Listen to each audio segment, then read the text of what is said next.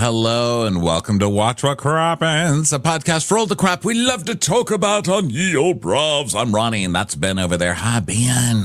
Hi, Ronnie. How are you? Good. Excited because we are still on the road. This weekend, we are going to be in Charlotte doing Southern Charm season finale. Then we're going to be in Atlanta doing a classic episode of Real Housewives of Orange County. Ben, what is it again? Oh, geez. Look it up. We'll tell you in a second. And then following that, we are going to be in Washington, D.C., Philadelphia, Boston, Detroit, Chicago, Austin, Dallas, and Las Vegas. You can get links for tickets and our schedule over at watchwhatcrappens.com, as well as a link to our Patreon, which is where you find the videos like we're doing right now. Hi. And you can also find our bonus episodes. We did full traders recaps, and now we are doing some airport snaps, which is where we judge the fuck out of people in an airport. That's super fun. We just did one in Cincinnati that was really good. So go check those out. And thanks for being here, everybody. Today is below. Did you find it? I found it. I found it, everyone. The episode we are doing in Atlanta is Orange County, Bringing Up Old Ghosts, Season 11, Episode 16, which is it is the Ireland episode. It's one of the two Ireland episodes. This is the one where they I think that they get Kelly drunk, and then there's a fight in the bus at the end of the episode. So it's a really classic, hilarious show, and we are going to have a lot of fun recapping it down in Atlanta. Yeah, so come check that out. So let's hit up some Below Deck Down Under Season 3, Episode 7, Declaration of Love. So it's 7 a.m. or it's right before the charter, and Harry's checking in on Bree and asking if she slept well. I mean, the chemistry is off the charts with these two, and she said she did sleep well. So that's a love story if I ever heard one. Yeah, and he gives her a little peck, and she's just like, make a move, do something.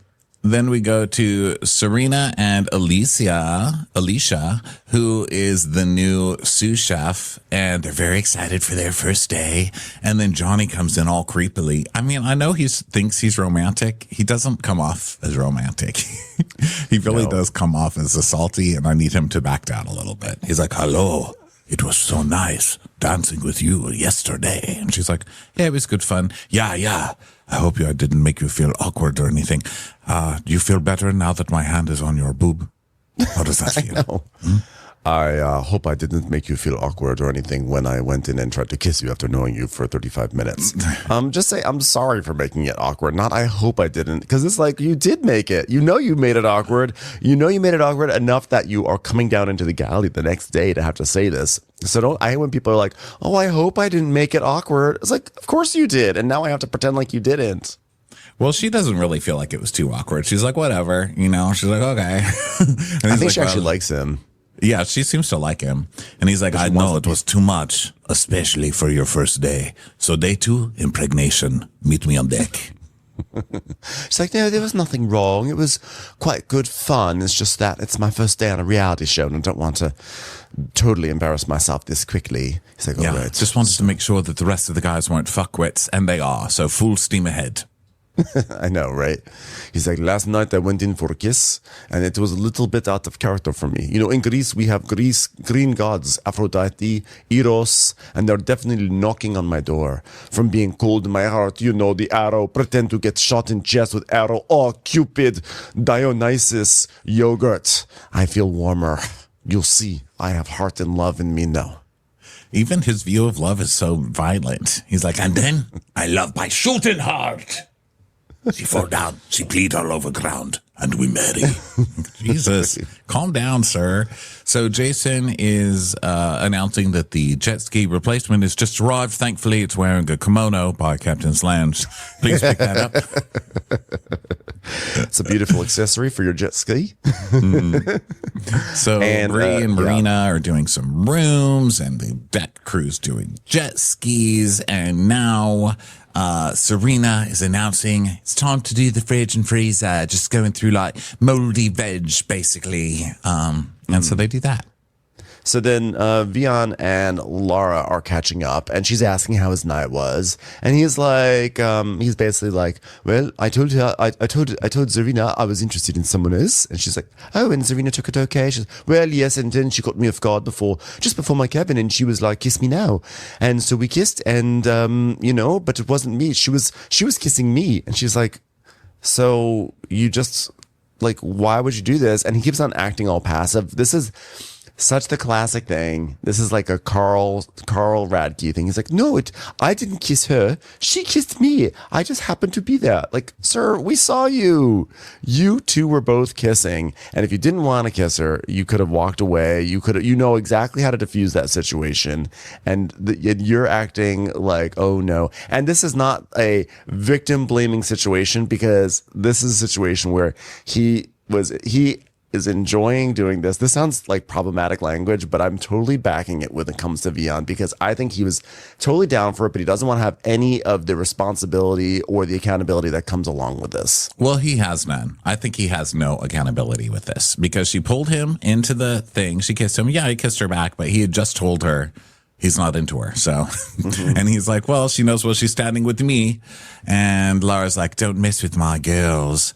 But yeah, I mean, I think Serena knows, right? Serena doesn't seem to be, thinking they're married. Yeah, I think Serena's like, okay. But I'm just saying on his part, like, he's the sort of person that he's like, oh yeah, no, I said this last week, he's this sort of one who's like, he's going to establish these boundaries solely that way he can say he's established the boundaries. And then when stuff happens, he'd be like, but I established a boundary. You can't be mad at me.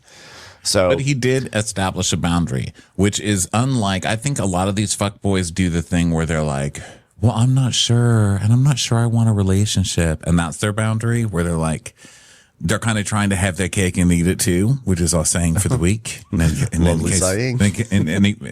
case anybody wants to really argue what it means deeply. But yeah, I think he wants to have it both. Most guys want to have it both ways on these shows, where they're like, I'm just not sure I'm ready for a relationship, but we can see where this goes. Where he was like, no, I like that other girl. I like Forrest Gump. And then I think that was a little clearer, at least. I don't know why I'm standing up for Vion, but I know I'm surprised, because Ben did this on Below Deck. Remember when he was with that lady, Sunny? And I hate to bring us back to Ben and Sunny, but he basically breaks up with Sunny, and then she's like, fine. And then he's like, oh, well, now I'm gonna start making out with you. And it's like I think some weird it's a weird not strategy, it's like a thing, it's a tactic that I feel like fuckboys do when they don't want to be held responsibility for like the emotional elements that come with a hookup or a relationship. And I just think it's just like, what I hate is Vion just acting all passive in it, like, oh, he wasn't even part of this, he was, he just got roped in. It's like, you were an active part of this, Vion, and you're acting like you're not, and I'm just not here for it. It's the only thing you've been active with this entire episode, I'd like to add. Well, I guess my thing is Vion's like such a douchebag and such a sad worker for the rest of this. Like, there's so many other reasons to be mad at him. But I think for this show, he was at least pretty clear. Whereas most guys, I think, would just lead all three on. Whereas he was at least like, no, I like this one, and now I'm going to write her, I'm going to write her letters on the little free notebook you get on your Marriott nightstand. Yeah. Well, okay, I'll give him credit for being a little clearer than most of the fuckboys, but I still think that like he's just going downhill very rapidly for me. Also, Serena's just getting on my nerves, because like he said no. Like, get some self-respect, Serena. Like, I love Serena, so I don't like watching Serena be like, oh, but let's see if I can still try it. Like, stop it. Just stop it. So now we go back to the galley, and she's talking to Alicia, and she's like, so have you done some cooking? She's like, well, I don't want to disappoint you. I've got a passion for it, but I'm not really a chef. Just hand me a chili and something green. Let's get going, shall we? I know. It's like, well, I wouldn't expect you to be a chef at 25 anyway. She's like, well, I'd love to learn anything I can from you, but whatever you need, I'll do my best to help. Now tell me, what is salt? It's like, oh dear. So basically, Zarina's going to have her start off making crew food and then go from there. And then Alicia tells us about her background, and she says that she has no official training, but she has a lot of passion, which is great. But if I'm on a 5-star yacht, I want to be like, well, this soup tastes like mud, but it also tastes like passion, so I'm going to keep eating it. training too, not just the passion. Well, some of us just watch, Food Network. Okay. Still learn to cook. Watch a couple of YouTubes. You can learn. Can you learn to cook on the Food Network these days? Can you? Searing commentary from Ben Mandelker. Anyway, no, but you can learn to compete against Guy Fieri and learn how to chase a can down a grocery aisle or whatever the fuck he's doing these days. You can learn to mix like bubble gum and duck confit together. Yeah. In a box. So her other big story is the thing. I'm one of 4 sisters and I have a twin sister. And she plays such a pivotal role in my life. I'm obsessed with her. I want to be her, that goddamn bitch. One day I'll be her. So I've decided to cook and just try my own thing, because before all I would really do is put pictures of my twin sister, which were basically me, but then I'd put pins through their head every day.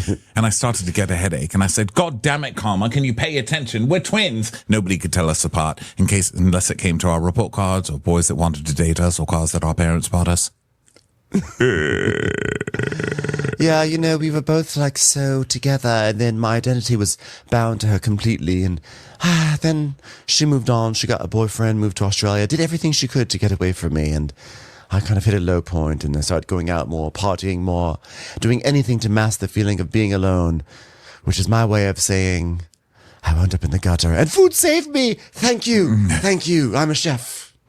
And she's like, and now she's got her own life. She's out in Australia, which is wonderful. And so now it's time to grow up and learn how to make things that have a taste that hides the poisoning that I'm going to feed her one day on her goddamn wedding night. It's great. It's going great. Now that my twin sister has moved off to Australia from England, it's time for me to establish my own identity by being on Below Deck Australia.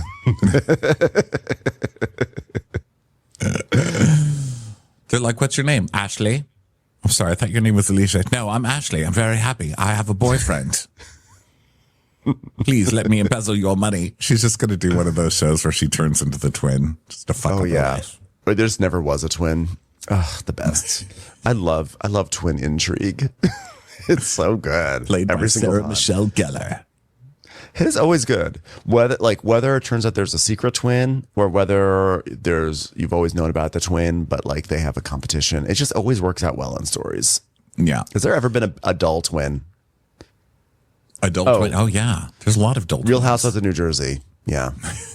I mean, how can you call them dull? One of them fucked their mother. One of them had a husband who fucked the mother, right? That's true. And they would meet and have culottes at Dunkin' Donuts. Yeah, they're exciting. They're exciting twins. Okay, so Harry and Johnny are talking about the new girl because Harry's so, thirsty for the tea. He's like, so you and the new girl, tell me the tea. Won't tell anybody except Brianna and all the girls in cleaning, of course. What's going on? He's like, I like her. Ow, my heart. I've been shot. I'm bleeding on the ground. Fucking heroes. Death by Cupid. And he's like, well, don't remember, there's no rush, is there? My recommendation, give her a kiss and then give her a second kiss 2 weeks later. And he's like, got it. So then Marina is asking Bree about her and Harry, and she's like, well, I think we're both kind of shy and it's kind of tough. I mean, where are the conversations? This morning he passed by me and kissed me on the ear and he still hasn't talked to me about it. Well, what did it mean? I know. She's just in an existential spiral because of Harry, which is amazing. Just quietly on the side of the show. It would just always cut to her being like, I'm having some trouble opening up the peanut butter. Does this mean something about me and Harry? What does it mean? And she's like, I was hoping to see where Harry's head's at, but oh my gosh, I'm just going to get tired of this questioning game. I mean, this morning he said, how's your morning? What am I supposed to do with that? Did he mean this time zone or in America? Because it's not morning in America. It's so confusing. So then Vion is talking to Zarina and he's like, well, I think that Lara's angry at me. She's like, well, what did you do to her? He's like, I didn't do anything. And then Lara walks right in with that. She's really growing to hate Vion, which I love. Like, we've been waiting for this. I think we thought this was going to happen a few episodes ago. So it's been kind of like, come on, Lara, be exasperated. And she's getting there. So I'm very happy. And she just sees him and she's like, he's been kissing too many girls, including you, Serena, you slut. Yeah, and he's like, too many. Who else did I kiss? There's 6 girls on this boat. Oh, and you're going to get through all of them, I'm sure. And he's like, well, are you going to apologize to me, Lara? And she's like, no. Why would I apologize to you, you slut? Wipe your face. Why is it always oily?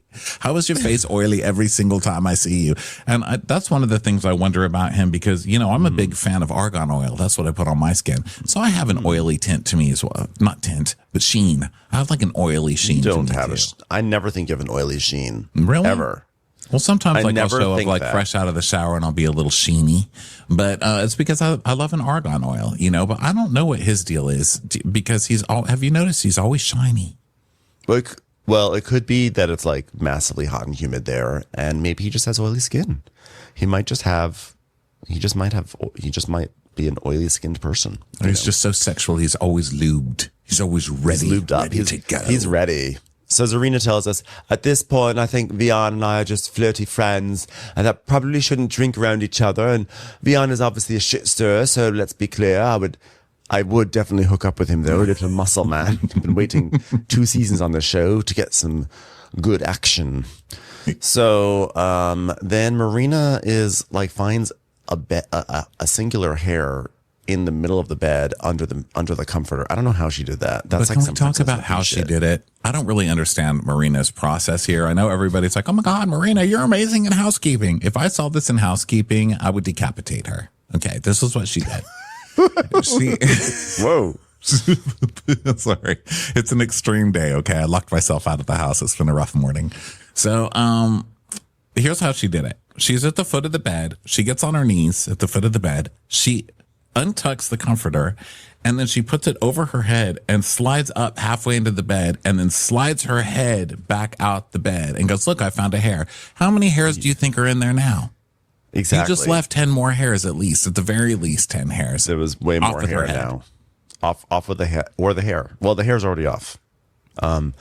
So I agree. I felt like that was a counterproductive way to remove a single hair. Like it was a Pyrrhic victory, as they would say, which is where you win the battle, but you win the battle, but you lose the war. The reason why I know this is because I went on a cruise.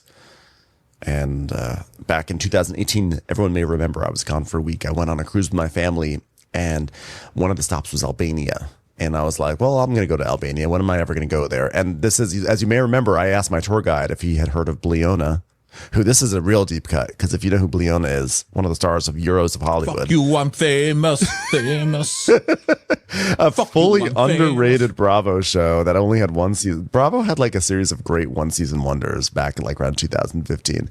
Anyway, the tour guide was very proud that there was a battle in Albania where this Albanian leader named like Skandival, something like that. Skandival won against the Pyrrhic victory is when you put an apple against a pear and a pear wins because it's got some fuzz on its belly. I'm a lawyer and a storyteller. Oh, sorry, I went into Craig. But anyway, the point is that there was a battle that happened in Albania that was like won the battle, staved off the Ottomans for like a heartbeat, but then like the Ottomans came through anyway and they lost the war and it became known as a Pyrrhic victory. That is your history lesson today, everyone. You're welcome. The Ottoman also lost the war of the couch because the couch always gets it back and the Ottoman doesn't. The Ottoman's just kind of there. It's like optional. Couches win. Sorry, Ottomans. Sorry for your empire. Ottoman. I mean, it's funny to think that our little sweet Ottomans next to our sofas had an empire at one point. They did. And now they're like, God damn it. You guys remember the time where we were actual beings and we weren't just things that people put their feet on? Now they're just like sidekicks to sofas. They're like, there was a time when we were the leaders. The sidekicks were our sidekicks. That doesn't even make sense. God, no one cares if I get a stain. Yeah. By the way, I think I just want to say, because I know I'm going to get some emails that the leader, whose name I forgot, Skanda something, a very important person in Albanian history, was not part of this battle it was King Pyrrhus.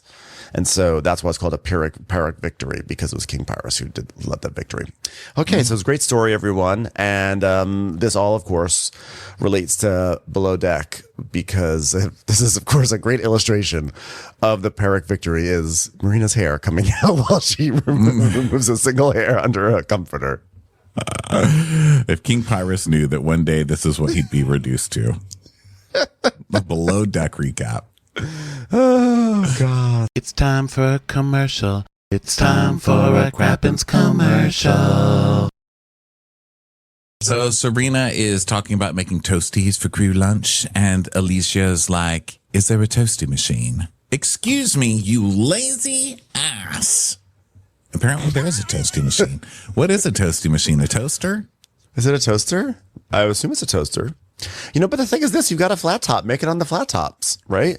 Like I'm a late in life convert to toasting bread in a skillet. This is something I never even really knew was a true option until I was listening to a podcast called The Recipe, which I love, with Kenji Lopez Alt and Deb Perlman. And they talked about toasting bread in a skillet. And I was like, I'm going to try it. And I'm telling you, if you've got like a nice piece of bread and you toast it in a skillet, it is life-changing. It is so much better than a toaster or a toaster oven. That's how I make my bagel sandwiches. You just put it right into a skillet? Yeah. I've made you one. Get out. Yeah. It gets such a beautiful char. Yeah, you put some butter on there, though, the way I do it. And then you cook the shit out of those bagels until they're nice and brown and toasty and buttery. Okay, wow. So there's a toasty machine. So now it's 4 hours till charter, and Vion and Adair are washing the deck. And Vion's like, oh, I think I should share something with you. And she's like, a beer, Coors Light, Bud Light, whatever it is, I'm down.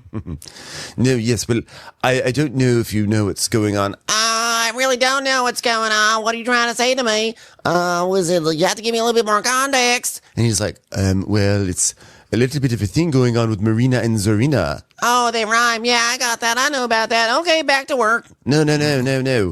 There's more to it than that. How can there be more to it? I used to date a guy named Bill, and I also dated another guy named Will. It was the most confusing shit I ever heard in my life. Is that what's happening to you? He's like, yeah, one time I was texting with a guy named Bob and a guy named Rob. Turns out they're the same person. How does someone named Bob, how do they have two different nicknames, Bob and Rob? Why don't you choose one? You know what I'm saying? Then I got back on Tinder and I met a Rob Bob. What the fuck? Turns out Bill and Will are also the same nickname. What the hell? Try to date a Billy Bob after you dated a Bob Rob and a Bill Bob. Oh, God, I was so confused when I watched The Hobbit. I was like, Bilbo Baggins, that's like half the guys I just dated. So he's like, actually, it was between me and Marina and Serena. She's like, oh, and you? Oh. And he's like, but I told them it's not going to work. And she's like, so what do you just feel bad? Like, what's the story? I've got... Like, I'm crabbing in the mud. Like, what do you want? And he's like, no, it's the other part of the story. So she asked me, is there anyone that you into? And I said, yes, but unfortunately, we are working together. And she's like, oh, that's sweet. Harry's going to love that. It's like, no, I don't want to make anyone feel uncomfortable. It's like, no, you won't make me feel. I come from the world of mudding. I don't get uncomfortable. It's like, okay, well, I think you're really fucking cool, and I thought I'd share that with you. Oh, thanks. Well, we still have a lot of time to go slow, so let's go slow. This is the first time we've seen so many people promote slow romances on Below Deck. Although in her case, she just wants no romance. Let's be honest. Yeah, she's like, I mean, look, we and I are a great team and everything, but he's not really my type of guy, okay? I want my guy to have a southern accent, a big lifted truck. I mean, at our wedding, I want him to sing, I hope you dance, something like that, What's it got on his iPhone music, I need something like with trucks in it. Want it to be about trucks or Jesus. This is bullshit. What do you even listen to? He drives a Mini Cooper. She's so disinterested in him. This is so funny. She goes, You think when he's going to pull up, he's going to roll down the window in his lifted King Ranch? No, he drives a Mini Cooper. Stupid puss. So then preference sheet meeting. He's like, all right, everyone, it's another group of ladies. Caroline is a trial attorney and a philanthropist, and she's reuniting with friends from San Diego and Perth, Australia. So on night 1, they want to have a tropical themed evening. And then on day 2, they want to go on a biking tour and visit a tortoise sanctuary, which I knew, Ronnie, you were excited about because it was like cute animals. And then tortoises aren't really cute, but this was a cute tortoise, I still like them. This was actually a really cute tortoise. I think tortoises I agree, they're not that cute.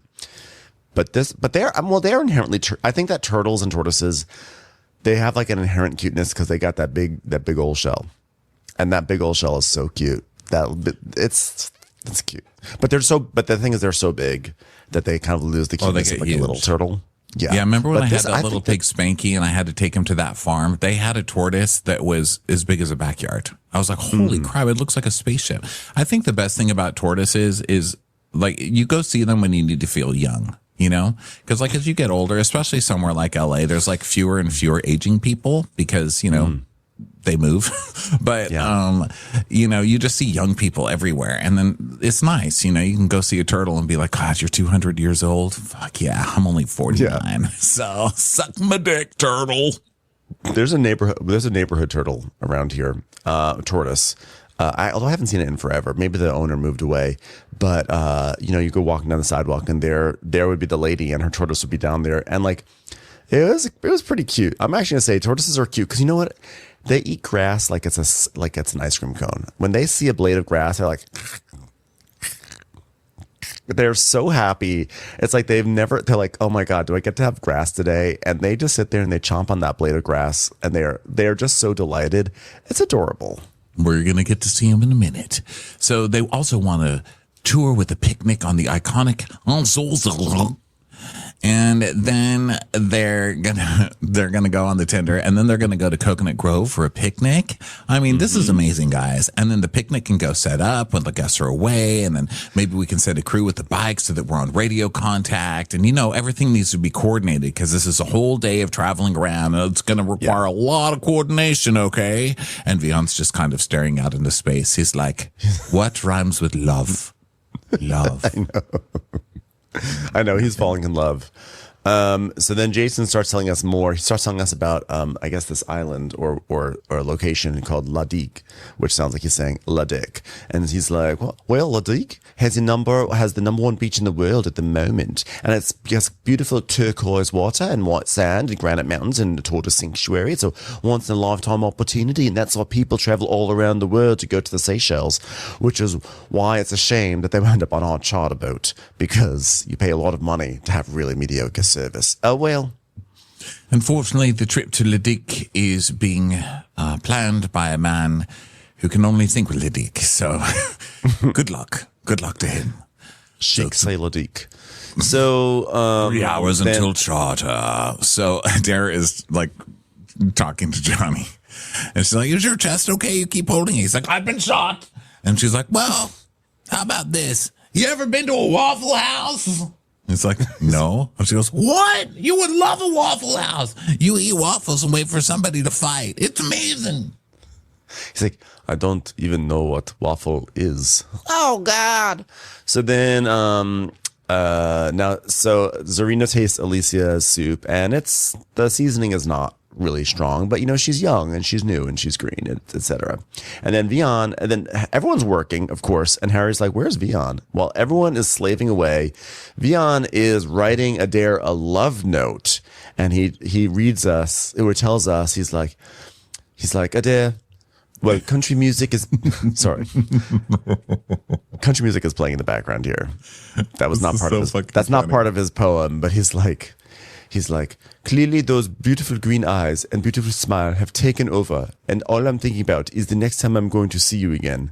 To feel these crazy butterfly feelings in my tummy again. Your presence light up a room. I love you. When you're going to see her again, you're her boss. You see her every 5 minutes. Yeah.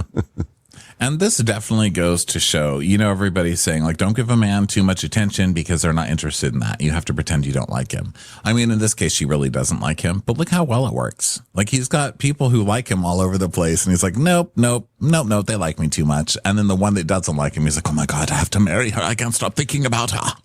Yeah.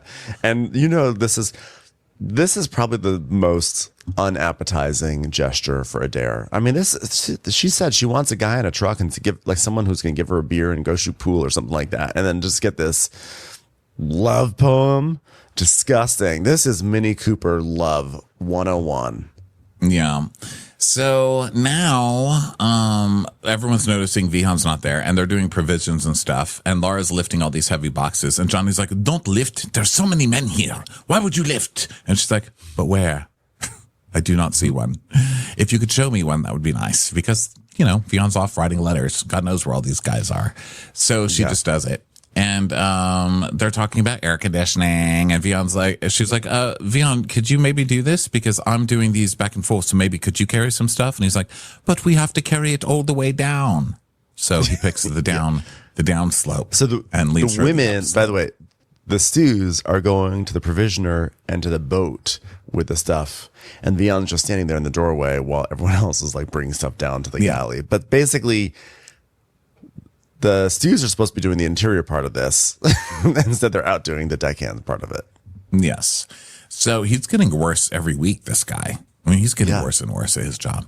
So then Lara's like, oh, bye. Vion's a princess. And he's like, oh, how am I a princess if I'm fucking helping? Would a princess stand at a dock and watch people pass by with boxes? No. Would a princess isolate herself away and write love letters to admirers? It's like, yes, actually. So then Lara's like, the boys can have boys. She's gonna give everyone Hawaiian shirts for tonight because it's a charter, which means it's time to have the guys come out shirtless again. Every single charter, she does this. Well, now she's getting worse. Like she's putting metallic booty shorts, like these like skin tight little shorts for the guys. I mean, look, every time. It's getting to be like they're going to start getting pissed soon. I mean, Vion does get pissed, but not really because of this. He's like pissed at her for personal reasons, but I ain't doing that. Fuck you. I'm not wearing fucking booty shorts every night without shirts. I'm not even paid to do this job. This is your job. Why are you putting me in a costume job to pass plates? That's your job, ma'am. So then Lara meets with the stews, and she basically tells Marina that she's going to stay on housekeeping because she's really good at it. And Marina is, of course, upset about it because this is what happens. This is the lot in life on below deck. When you're good at laundry and housekeeping, you get stuck there the whole season, and then you complain about it. Yeah, and she's like, oh, I'm pissed. Compliments will go so far when you don't see the light of day for 3 days. It's not fair. Well, don't worry. You just left a whole head of hair in a bed. So maybe you'll get moved off that job. Yeah, seriously. And Laura's basically like, I've got a job here and I've got to choose the best people for the job. So it is what it is. So now it's 30 minutes till charter, last minute looks and everything, double checking toiletries in the shower, etc. And then Harry's asking Alicia if she's ready for her first charter. And, she's like, yeah. And so they're all getting ready. And then, Johnny finds his booty shorts and he's like, oh, I found booty shorts in bed. Should I wear for Alicia? Hey, you have the same bro. And they're like, oh God, more booty. Another night of booty short service for the guests. Yeah. So he's like, he asks how Lara's doing, and she's like, oh my God, I'm kind of hot, but fine. And he's like, is it as hot outside as I am on the inside? And she's like, oh my God, if you need a fan, go to the galley. All right, they're all down there. Yeah. So, so Lara's talking to Zarina, and she's like, I really like Vihan, but every time I see him, he's just chatting to Adele, like he just doesn't fucking do anything, and Adele, and Vian's like talking to Harry, and he's like, Adele makes me just so nervous, bro. I mean, look, I wrote this letter for her. And Harry's like, really? Well, you better take it a little bit slower. Before you send that letter, I would hold on to it for another week and a half and then give it one line at a time. Letter? A letter is third base. You can't do that. You haven't even met her parents yet. He's like, but read it, bro, because it's got a lot of depth. Oh, poor Vion. It does not have a lot of depth, Vion. Poor, sad, go Vion. So Serena is like, oh, Jesus, it's so hot. Can someone turn the temperature down? My tits are sweating. So now the guests arrive, and we learn a little bit about Caroline from her bio that pops up. She's from La Jolla. She's a trial attorney, a philanthropist. She has her own parking spot at her favorite winery, Napa. So she's also a drinker and a driver. I know. So she's also an alcoholic. Good for her. So Carolyn, thankfully a lawyer, because she's got to get herself out a lot of DUIs. I know. It's like, way to throw Carolyn under the bus. You know, she doesn't have a parking spot. She knows when they asked her to fill out the form, she's like, well, you know, they love me out there. I practically have a parking spot. You know, this is just what I am. Like, she probably drove her car through the wall. So they come on board and everyone says hello. And then Caroline says to one of her friends, like, hey, just so you know, the captain is majorly checking you out. And it cuts to Captain Jason looking like as far away from the women as possible. Yeah, he's into you. All right, I need to crack on with the platters. Maybe we should do like a little hummus plate or something. So Alicia starts making that. And meanwhile, Adair's doing the tender and people are doing the dock. And now they're en route to La Dick. So hummus. Damn right we are. I've been en route to the Dick for a long time. Okay, and I find it each and every time I try to find it. So Alicia has agreed to make Thai food for the crew lunch. Surely this is going to work out great. And Serena and her talk about how great they are at working together and stuff. And Serena's like, you know, Alicia's amazing. Normally I like to sit on a counter and really ask the person, what do you do? What's your favorite color? Where have you gone to school? Do you know what chiffonade means? Do you like French bulldogs or chihuahuas? What's your favorite kind of knife? Paring or chefs? You know, sort of stuff like that. But I learned with the last one that makes people run away. So I've just decided to hand her crew food to see if anybody dies. So I've learned a really important question to ask in these moments on the counter is to say, when you put on a shirt, do you put your arms through the holes first? Do you put your head through the hole first? Or do you do a weird thing where you drape the shirt over your entire body and keep your hands directly at your side? And then once your shirt is on, you slither your arms up through the shirt and through the armholes like a regular lunatic, because then I might know we have a problem. So the ladies are being wacky. They're like cracking up. They're like, how do I open this door to go to the outside? What is not open? Honey, you need to press the button. I pressed the button. Oh my God, it opened. Oh my God. On my hair. Again. Try and open it with my butt. Oh, it wouldn't open. I'm falling. You know, I got a parking spot at this doorway. So then Harry's asking where Adair is and everything. And Adair she arrives saying, hey, This looks yummy. so they all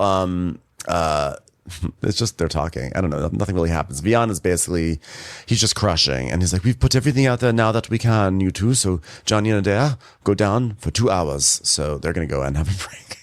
I don't know why I felt compelled to read that, but now we all know exactly when they that's what happens. It's like, I thought when I started reading it, I thought he was saying, now that I've put it out there that I'm really into you. But no, he was like, no, we've put the water toys out on the ocean and you can take a break.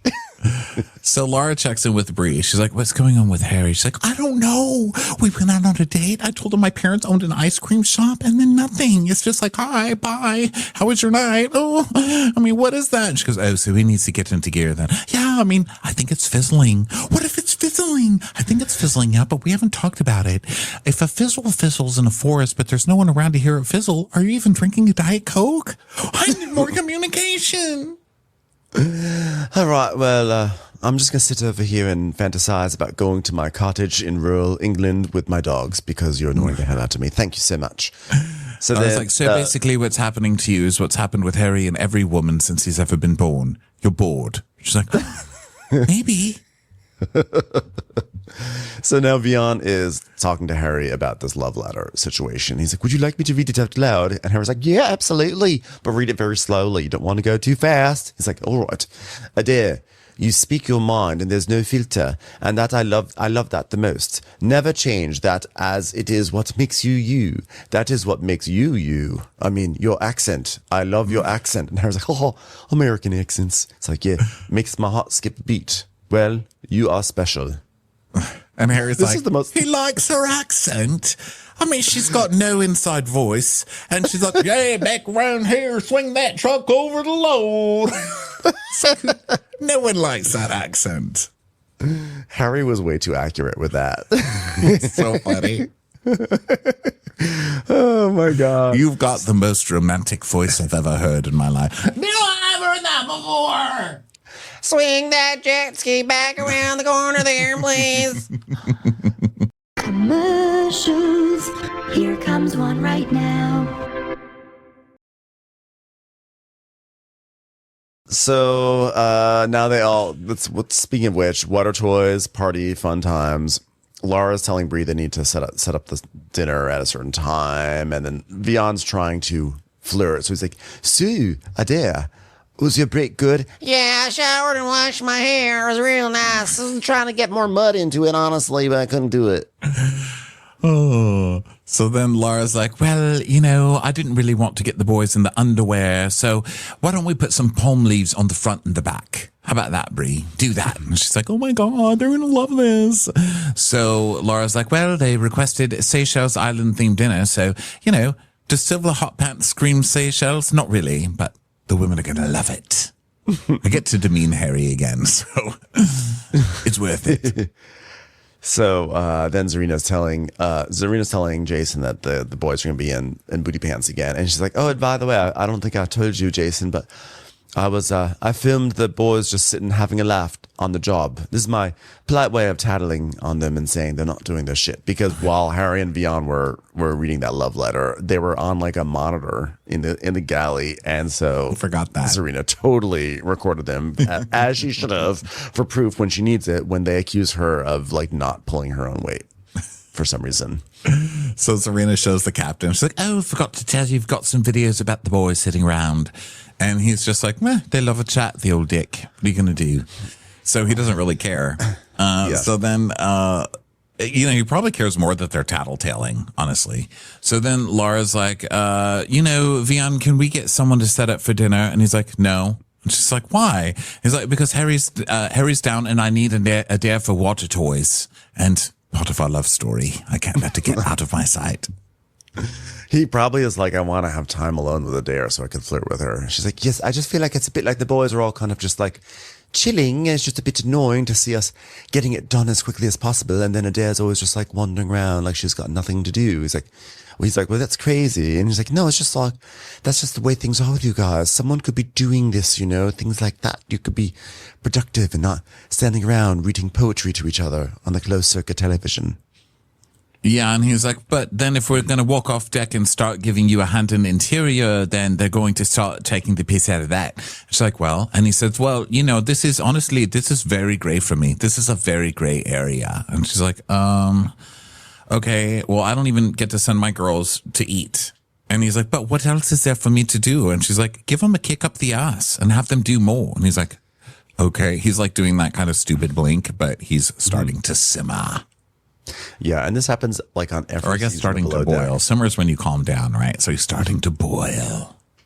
And this every season of Below Deck, the bosun is always such a dick about like helping out. Like this is the time you need service. If you have 6 people on your boat that need to be served dinner and you need to help, like there's a lot, like you can only, and you've got multiple levels. Why not help? Because the guys aren't doing anything. The boat is anchored. The toys are in. Nothing's being cleaned right now. Everyone's just standing around. So Lara is very annoyed. She's like, I've never worked with anyone like Vion. He doesn't show any initiative. He's all about himself, and he doesn't have the passion for the job. He will get a smaller booty short than usual tonight. So Vion's like, I mean, how does Lara even have the free time to monitor my deck crew? Because obviously your stuff is not getting done, so I wonder where the problem is. So then Serena and Lara are planning the lunch thing, and Vion is saying, he's talking to the guy, or he's talking to the crew, his deck crew, and he's like, with the interior, I feel like we're helping them a lot, but obviously they sees it different, so I don't get it, but my advice would be to just don't stand around and make it look like you're not doing anything. So just walk in circles, no leaning. If you've got time to lean, you've got time to pretend that you're not leaning, so Lara doesn't ask you to do shit, because it's not our job. So rather than actually help out, he's telling his crew to pretend like you're working. Yeah. So that way you don't have to actually work. Yeah. He's not saying up. help out more. He's saying pretend you're busy so you don't have to help. Yeah. So Johnny's like, well, if you need to help, tell me. I mean, I'm not going to say, no, fuck you. Johnny's like, I'll help. He's like, no, don't help. Pretend like you're going to help. He's like, I feel bad saying this, but because it's not the truth. And Adair's like, well, you're really hurting my feelings right now. Ha. And he's like, I'm so sorry. Fuck. Love story. Ruined. So Johnny's like, I don't care who's right or who's wrong. Here's what's right. My heart. And it is on the right path. You can argue with duties, but you cannot argue love. So Jason, he's having a very emotional charter. Jason calls Vion to the captain's area, the captain's region of the boat. And he's basically saying, hey, we're going to get dropping off guests at Leduc at 11. At 11, they're going to get off, and then they're going to, I guess, go on their tour or whatever. But landing at 11, you figure it up, organize this whole tour thing, etc. Lead the team, talk to Lara, talk to the chef, figure this out. So then, let's see. So now Johnny is really hungry, right? And so Lara's like, okay, well, once Adair's had dinner, then she can move up to cabins. So Lara's like, well, we're going to serve the first course in a Hawaiian shirt. The second course, you'll have the shirt open. The third course, you're wearing this. And we're serving a fourth course, which is just your balls on a plate. I just like all of your testicles on one giant plate. It's just it's a progression. So then, Johnny is like, well, I don't know if I'm going to fit into that. And he starts eating some of this Thai curry, and his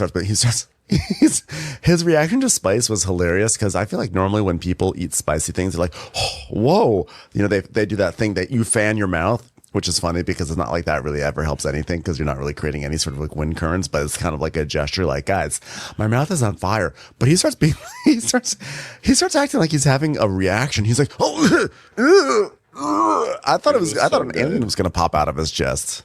Did you ever see that video of cats tasting things for the first time?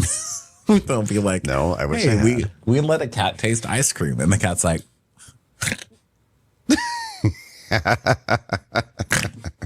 that's how Johnny was. Their face just freezes and with their mouth open. They're like they're petrified. Their taste buds don't know what to do. It was so fucking funny. And he's like, I'm crying over here. And Harry's like, oh, try it. Oh my God, it's really hot. Jeez. And Johnny's like, I'm hungry. I don't care. I'll eat it.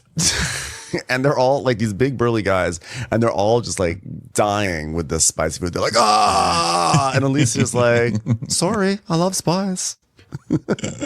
And Harry's just like, oh, he's gonna eat it because he's in love. So he's like, the curry warms up my whole insides. It almost came out of my eyes. Keep on eating, keep on smiling. I do it for love. Curry eyes. So then she's so proud of herself. She's like, yeah, it's a pretty diabolical curry. So it's so funny because she's like just smiling.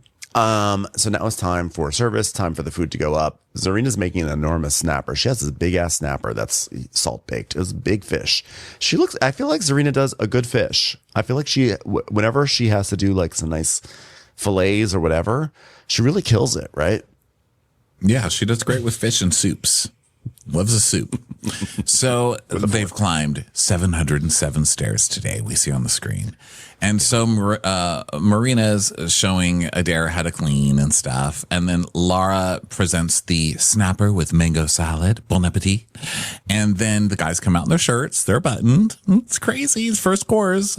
So then Alicia is asking to clean stuff. So they're doing great in the galley because Alicia's like, please let me clean things. So Serena's in love. And then Alicia's like, it's a lot of work and it's a lot of adjustment. But, God, Serena's a good boss to have. It's really nice to be around a woman who doesn't look exactly like me and excel in every single goddamn way. So that's nice. and then Marina, meanwhile, is talking to Adair. And Marina's like, so do you have type? And Adair's like, Well, I thought I do, but I don't know. I don't know how well that's working out for me. I mean, it's probably time for me to switch it up. she's like, what's your type? She's like, I don't know, like a redneck vibe. and Marina's like, oh, like, woman, bring me a beer. Like, gross ketchup on white tank top, just like sitting in lounge chair, throwing tinfoil at TV, watching football and picking nose. Yeah, exactly like that. That's perfect. I love that. Yeah, I just want someone to tell me, bring me a damn beer. Sometimes it's just all you want in life. And she's like, I was fucking joking, Adair. That is so sad. But that was sarcasm. You want someone to show up in a pickup truck covered in mud, doing like donuts in the parking lot and going off and drinking and driving down the... Yeah, that's perfect. That sounds like the dream. Sweat stains, ball hair, booger rockets, typical guy. That's what I'm into. It's like gross. God. Hey, you ever see Panic Room? Remember how Dwight Yoakam looked in that movie? That was so fucking hot. So now the next course is served and the shirts are open. And the guests are like, wait a minute, now their shirts open. And Vion's like, don't worry, there's one more dish to go. Don't spoil it. Jesus. This is a progressive surprise dinner. Don't tell him what's coming. Yeah. So then it's going to be a local chicken curry with a caramelized pineapple. Enjoy. So right now, Vion's totally fine with getting into the booty shorts, which they're doing right now. And he's like, get the shirts off, boys. You know what? Let's do it for the tip.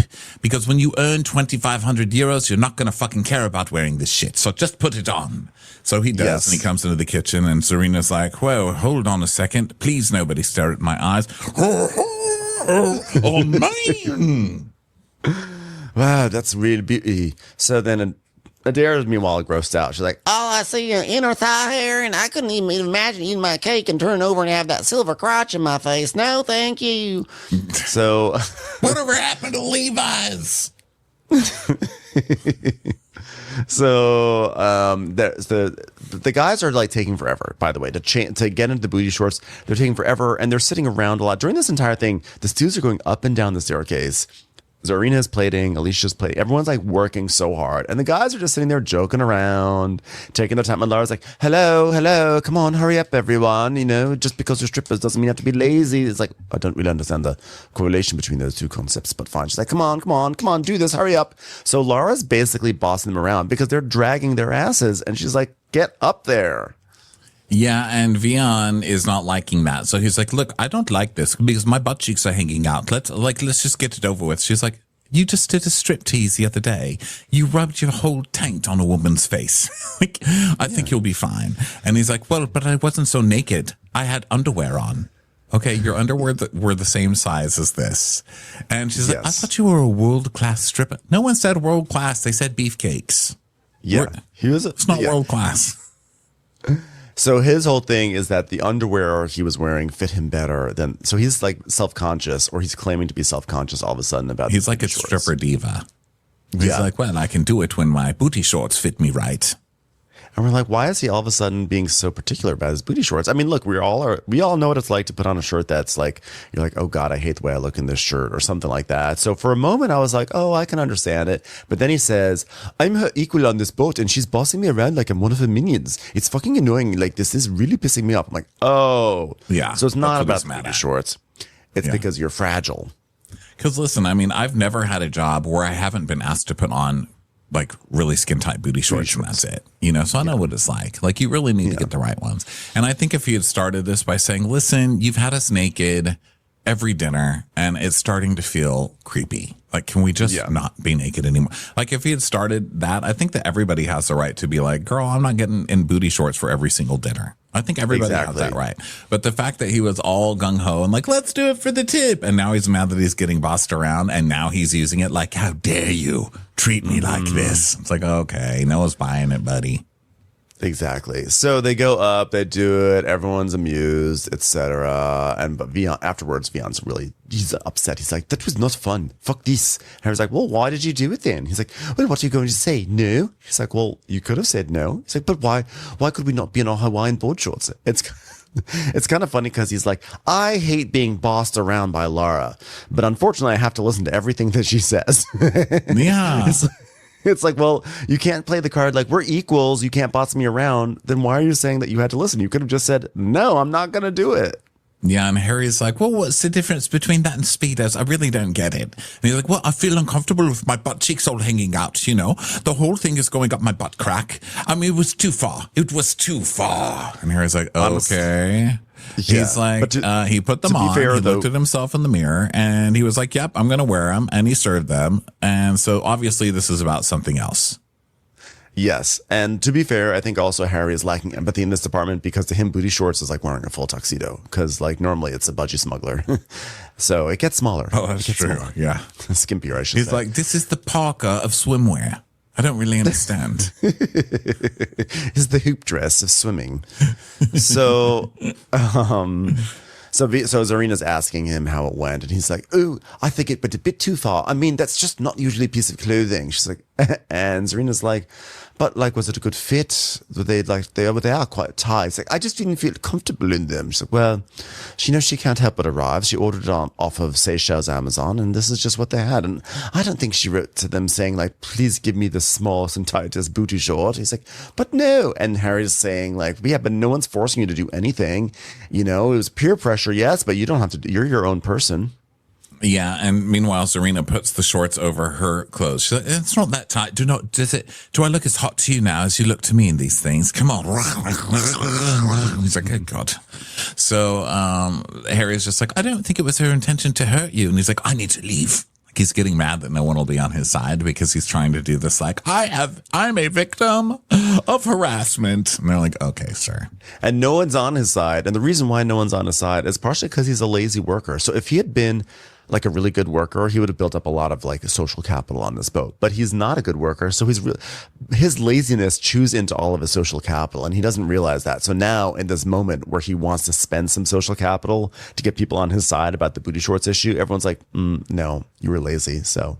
And again, because I know that people are going to be like, well, if the roles were reversed, I would say, no, you can't have the ladies coming out here serving a bikinis every meal. That's creepy. And the guys would be a lot creepier about it. The guy guests would be a lot creepier about it. And also, if he, like I said earlier, if he had said earlier, like, "I'm not comfortable with this, I don't like it," and she made him, then that would be different. But the fact that he okayed it, went through with it, and now is like, what? This is just unfairness. I don't think is. Well, if the roles were reversed, it'd be a whole different story. Of course it would be, because there's a different context. But it's not. They're not reversed. So therefore, Vion, you suck. Yeah, Vion sucks. So then we get a romance scene with Harry and Bree. So he's like, "All right, here we go.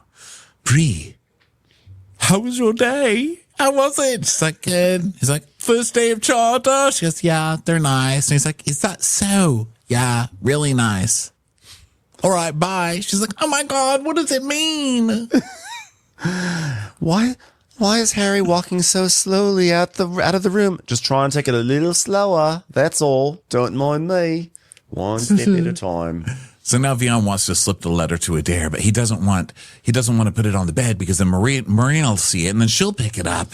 And Harry's like, I think if you write it to Adair, she won't pick it up." And he's like, "Oh, I just need it in the right hands because I've had a thing with Marina, you know? Like, do I write my name with like love?" And it's like, "No, please don't write love. Please. You've got at least 3 years of courtship before you do that." Listen, I don't want Marina to find this letter, so I'm going to put it in the most discreet place. Exactly where you put your foot when you walk into her room, by sliding it under the door. Like, Right. If it were on Adair's bed, that would actually be more discreet than just sliding it under the door and just having it right there in the middle of the floor for everyone to see. And Vion's all nervous. He's like, oh my God, I just don't want Marina to throw it away. God, that was an epic opus I wrote. It was just so much thought and so much time, so many words. You know, it was very hard to write. So I've just had butterflies in my stomach. So he slides it under the door. Jason checks in with Alicia to see how her first day was, and it was good. And then Marina goes in the cabin, and of course she opens the door and she steps right on the letter, and she's like, "What the?" And she's like, "There's a letter." And so she doesn't throw it out because she's not the crazy person that Vion is trying to make her out to be. So she's like, Adair, you got mail. It's like, oh, finally a mail around here. Did he bring a beer? No, like letter mail. Oh. Did he ask me to bring him a beer? No, I don't want to read it. She's like, well, it's 3 pages. It's very Ross from Friends. I don't know what that is. What the hell? Could you, I don't know, reference it to Grace Under Fire or something? Can you include something that involves ducks and dynasties? I like that this young girl would be referencing reruns of Grace Under Fire. Grace Under Fire. I know. The early 2000s. Can you mention Brett Butler? You got any original flavor, Roseanne? Reference that. I don't like long letters. You know, the longest thing I like to read is the license plate.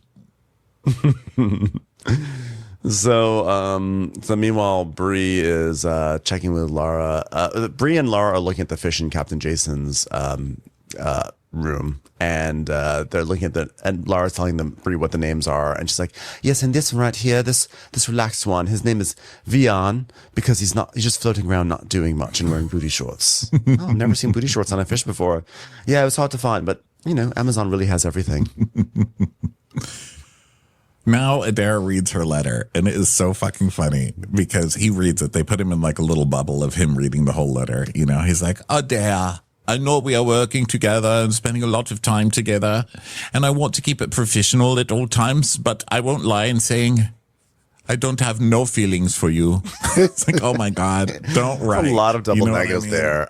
I won't lie in saying I don't have no feelings. Well, first of all, it's grammatically questionable, but then, I won't lie by saying I don't have no feelings. Now, he might be just trying to talk like someone that she can understand. You know what I mean? Yeah. I don't have no feelings for you. I just want a man to look me in the eye and say, listen, I don't got no feelings for you. Well, if you say I don't got no feelings, that means you do not have no feelings. That means you do have feelings, but he says, I don't want to lie and say I do have feelings for you. So is this letter saying that, like, if he says he has feelings, he's lying? Is this a letter saying, I want you to know I'm not romantically attracted to you? Because I think technically that's what he knows. It's go-go boy English. Nobody knows, you know. So he's like, there's still so much I would like to know about you. I feel like we have only touched the surface of what lies underneath.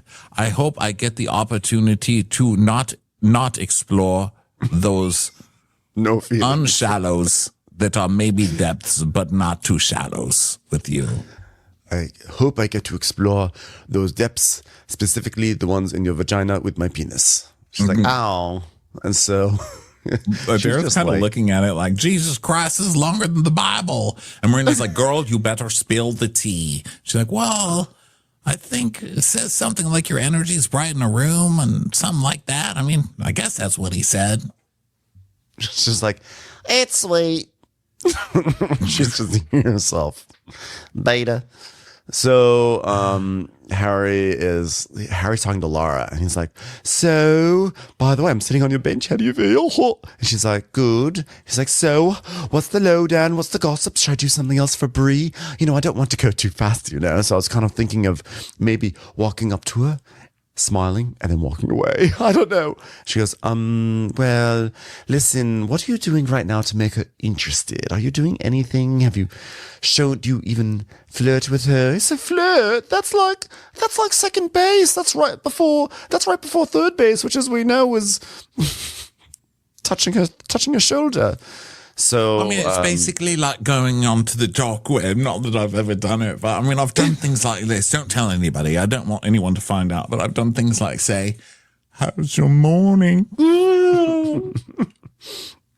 She's like, "Yeah, I just, you have to be careful because otherwise a girl can just kind of float off. And the thing is this: she's like a mortal, so don't really fuck this up. So make a move." She's like, "Yeah, oh my god." She's like, "I don't think she knows that you like her."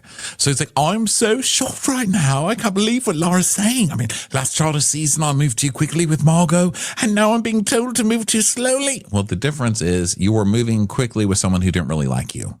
That girl just wanted you in the friend zone. This girl does like you, so you can move quicker. Exactly. More quickly. Yeah. You can move more, not slowly. I'm not lying when I say I don't go no faster. So the crew is waking up. It's the morning, and everyone's saying hi, morning, hello, hello. Adair and Vion have like a little hug, and Vion because she hugs him. He's like, "Oh, good, she's not mad at me about that." No, and he's like, "No, that I know I have a chance. I'm on cloud 9." Okay. And then they're talking. Jason's telling everyone, get ready because this is the day of the big picnic.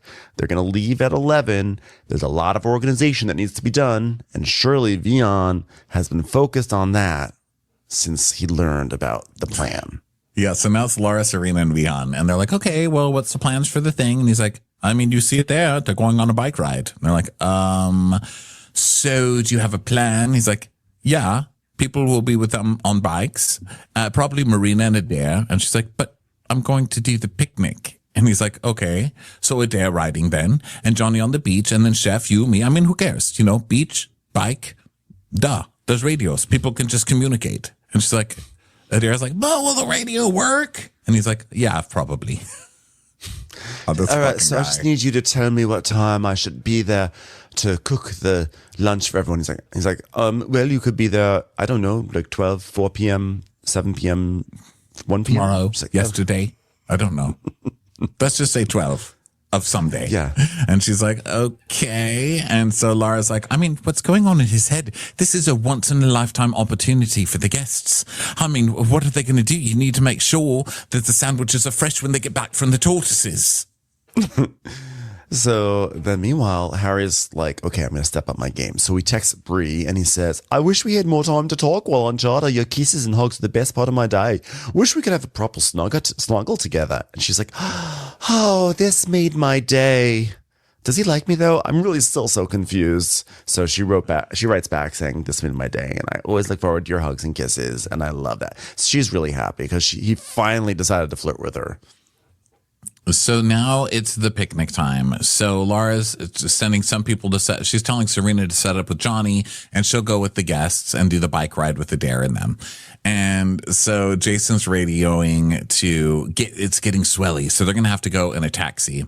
Okay. So they all start going over there, and first breakfast is served, and Serena's like, so first one you're going to be making this is smoked salmon. Well, basically she's just cooking with Alicia, right? Yeah. So they cook. By the way, can I say something? I say something? I know this is totally going back, but I forgot to mention it because this was, I thought, notable. Just with Vion complaining about everything. This is. I'm totally stopping the flow, but I'm just. This was bothering me enough that I was just about to talk about making finger sandwiches. So don't worry. Because this bothered me enough that I was thinking about it in the bathroom last night. I was like, you know what? I have to make this point on the podcast, and then I almost forgot to. But what I thought was so funny, and what I really love about Below Deck, they are so smart with their editing. This show is really a very sophisticated show, a way that they really storytell with very quick things. We saw that whole scene of Johnny and all the Deckies eating that spicy curry, and they're all sitting around. They're in like they're in their banquette.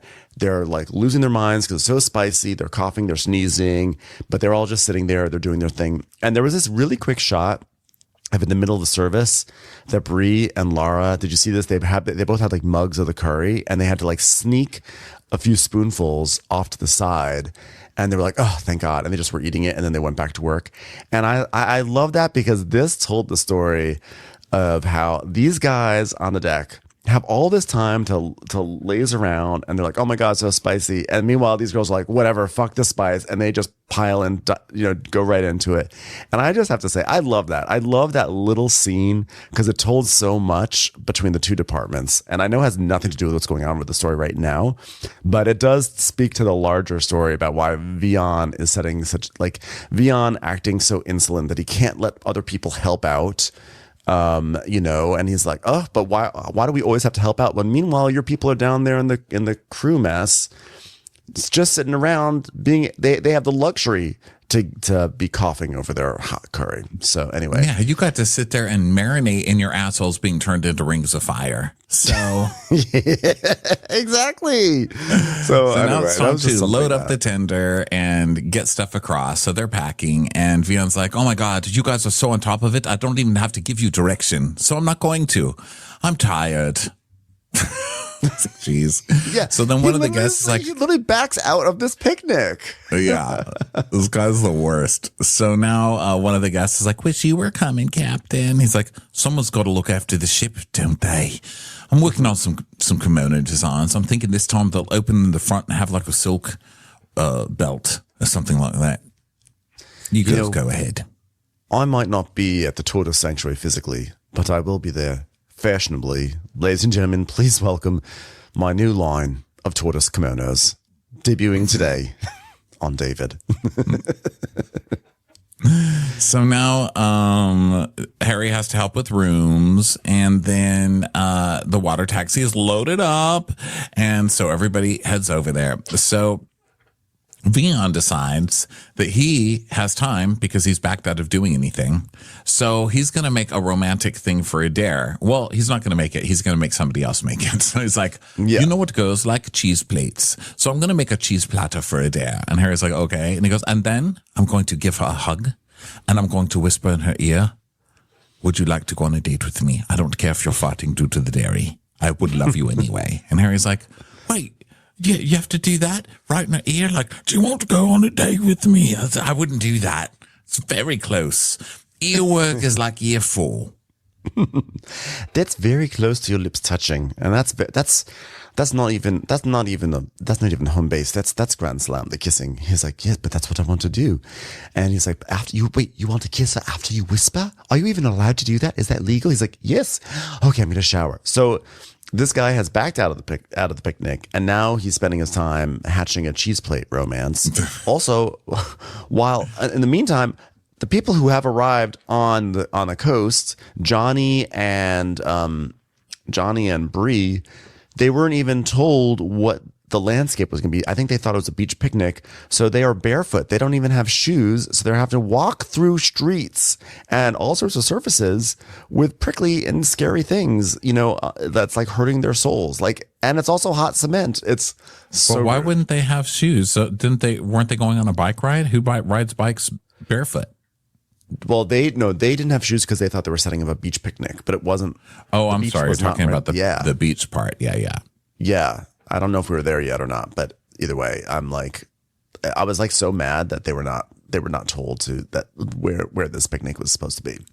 So Harry's like, so what do you want me to do while you take a shower? And he's like, I don't care. He's like, I guess I'll share me some stainless or something. So he's taking all this time and squandering it instead of like getting ahead of work and stuff. So then Vion goes to Alicia in the kitchen, and he's like, so Alicia, are you good at making cheese boards? And she's like, is this for you? And he goes, no. And she says, is it for the guest? And he's like, it's for a date. And she goes, oh, did you ask Adair out? And he's like, no, not yet, but I will. She goes, well, do you think she'll say yes? Was she not slightly put off by the fact that you've gone through half the crew? She's like, well, I've been here for 36 hours, and my twin wouldn't have said that, but I'm not my twin. He's like, no, I haven't. He gets really defensive. He's like, no, I haven't. She goes, oh, so it's just a rumor then. He's like, I'm not into any of them, though. She goes, yeah, you should make your own cheese board. And he's like, oh, whatever. And he's like, no respect. And he like storms off. Why the fuck should she stop? She's actually working. You're doing nothing. And you've got Harry also doing nothing. And make Harry cut a fucking cheese board. And I love her now because she's like, get the knife out. I'll show you where the cheese is, but I'm busy. I mean, who the fuck is this guy? Like, nah. I know. It was great. I love that she was not intimidated by the fact that like he was a superior head of department or anything. It was so obnoxious. I mean, she's doing work. So he's like, surely you're not busy. You're a sous chef. No, baby girl. This is not going to work like that. It is going to work like that because she's actually working like that and you're not. She doesn't work for you, you fucking weirdo. So, and it's not romantic when you're like, oh, guess what? I had some underling make you a cheese plate. Go fucking order a cheese plate then. You're docked. Yeah. So then, meanwhile, we see this is where everyone is arriving for the picnic setup and everything, and they don't have a cart to haul anything because, again, I don't think they were told that the beach picnic is not actually just like on the beach where they're landing. So they don't have a cart, they don't have shoes, and they have to carry all this heavy shit barefoot through the streets of La Dique.